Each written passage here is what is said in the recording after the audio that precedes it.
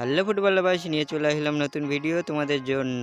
তো কাল ছিল আরএফডিএল এর ন্যাশনাল চ্যাম্পিয়নশিপের দুটো সেমিফাইনাল ম্যাচ। দুটো ম্যাচেই পেনাল্টি শুট আউট করে উইনার বেরিয়ে এসেছে। তো প্রথম ম্যাচেটা ছিল বেঙ্গালুরু ভার্সেস পাঞ্জাব এফসি। তো ওইটাও 90 মিনিটে 0-0 স্কোর ছিল। পেনাল্টি শুট আউটে গিয়ে জয়ী হয়ে পাঞ্জাব এফসি কোয়ালিফাই করলো ফাইনালে।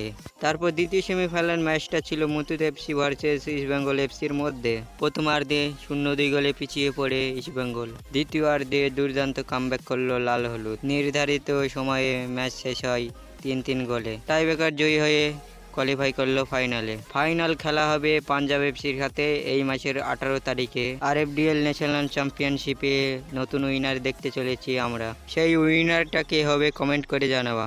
এরপর যদি কিছু কথা বলি ট্রান্সফার রিলেটেড ব্যাপার নিয়ে, যেইটার জন্য ভিডিওটা বানানো। তো আপুয়াকে নিয়ে ব্যাপারটা খুবই, প্রথমে ইস্ট বেঙ্গল ইন্টারেস্ট দেখিয়েছিল, কিন্তু এখন মোহনবাগানেও ঢুকে গিয়েছে।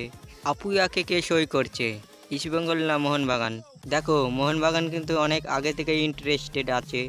তো অনেক বছর থেকে ইন্টারেস্টেড আপুয়ার ওপরে। তো মোহনবাগান আগের সিজনে সই করাতে পারেনি, পরের সিজনেও করাতে পারেনি। তো মোহনবাগান আপুয়াকে সই করাতে চাইবে অবশ্যই। ইস্টবেঙ্গলও কিন্তু পিছিয়ে নেই।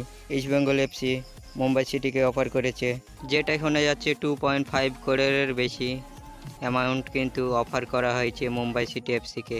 দেখা যাক শেষ হাসিটা কারা হয়েছে, ইস্টবেঙ্গল না মোহনবাগান? তোমরা একটু কমেন্ট করে জানাবো।